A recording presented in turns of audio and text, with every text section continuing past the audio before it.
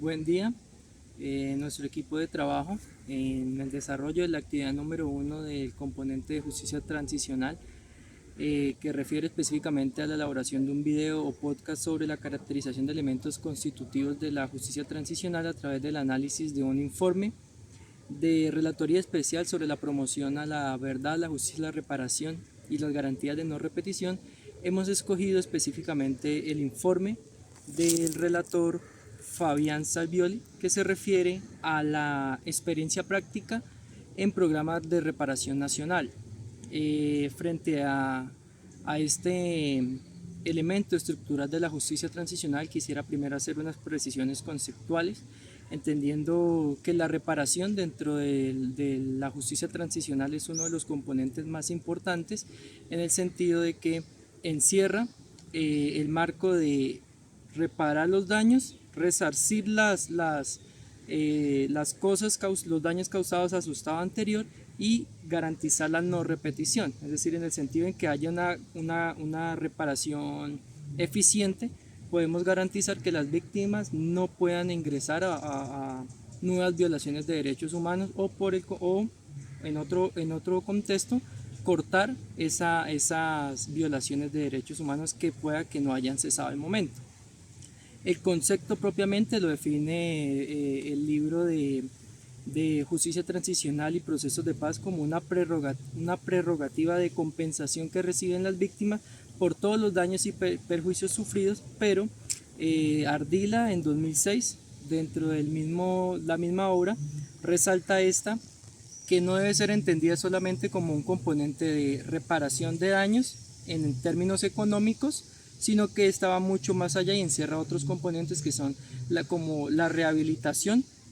y la restitución, es decir, volver las cosas al estado anterior, entregar una indemnización económica y luego ir mucho más allá, que es abarcar componentes de rehabilitación como lo son el componente psicológico y el componente social.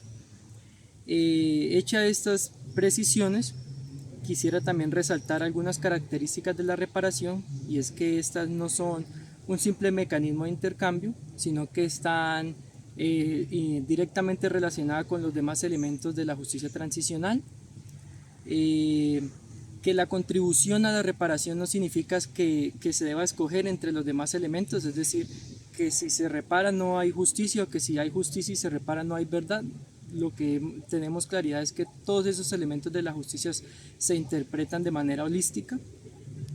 Y por último, que estas reparaciones no siempre generan solo efectos positivos, o sea, la reparación por ende tiene un componente de búsqueda de la verdad en algunos escenarios. Eso implica indirectamente pues que se revivan escenas de las personas, que probablemente genera alguna revictimización, que no es lo más apropiado, pero puede llegar a darse. Hecho estas precisiones, quisiera ahora hablar propiamente del informe de la Relatoría Especial del relator Fabián, en donde pues después de un análisis del contexto internacional, de evaluación de las políticas internas o de los programas de reparación nacional, él nos ofrece diferentes conclusiones y algunas recomendaciones. La primera conclusión grande es que para ofrecer una reparación efectiva a las víctimas es fundamental establecer sistemas de reparación apropiados, es decir, que cada caso particular tiene unas necesidades específicas y por ende no se puede entregar una reparación igual a todas las víctimas. Él está diciendo, no vamos a entregar reparaciones personalizadas, pero sí podemos tener en cuenta particularidades de las víctimas,